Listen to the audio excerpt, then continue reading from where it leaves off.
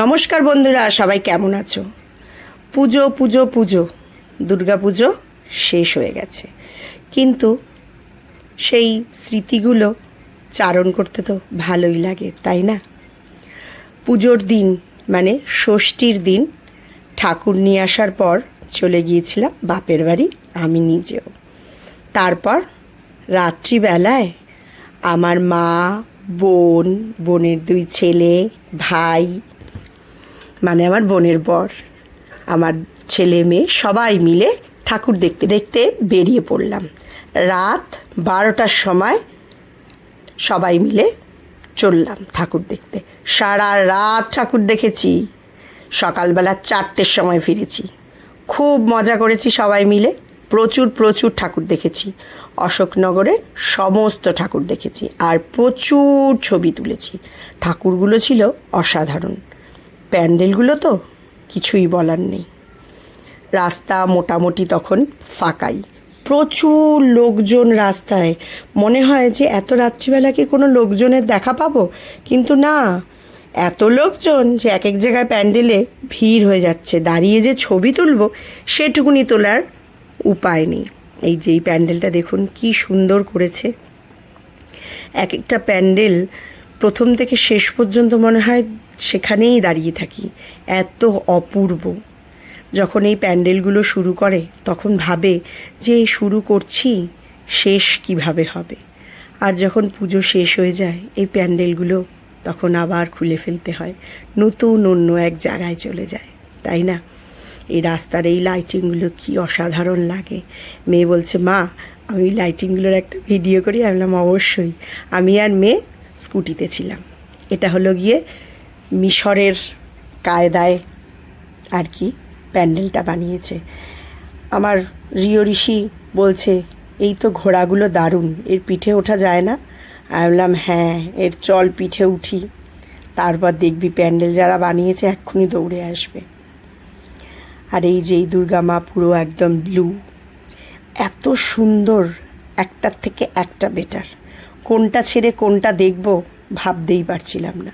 যাই হোক বন্ধুরা, তোমরা আমার দেওয়া প্যান্ডেল, ঠাকুর সব এনজয় করতে থাকো, আর আমি আবার স্মৃতি রোমন্থন করতে থাকি। তাহলে চলো দেখো।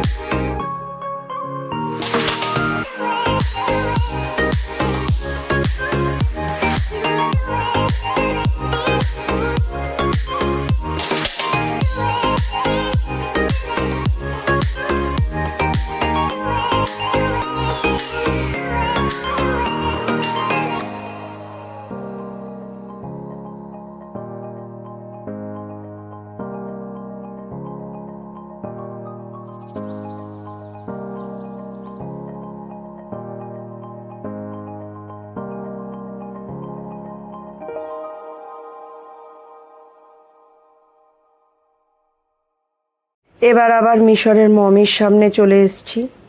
ছেলে আবার এখানে গিয়ে ওর ইতিহাস বইতেই যে পড়েছে সমস্ত যে দেবতাদের নাম মিশরের, এটা কি কেন সব আবার ব্যাখ্যা করছিল। শুনে ভালোও লাগলো যে ও বই পড়েছে এবং এগুলোর ব্যাখ্যাও জানে। রাত্রেবেলা গাড়ি ঘোড়া কম ছিল কিন্তু মানুষের ভিড় ছিল, খুব ভালো দেখেছি আমরা, ভীষণ আনন্দ করেছি সবাই মিলে। তাহলে তোমাদের ভিডিওটা কেমন লাগলো বন্ধুরা অবশ্যই কিন্তু কমেন্ট করে জানিও।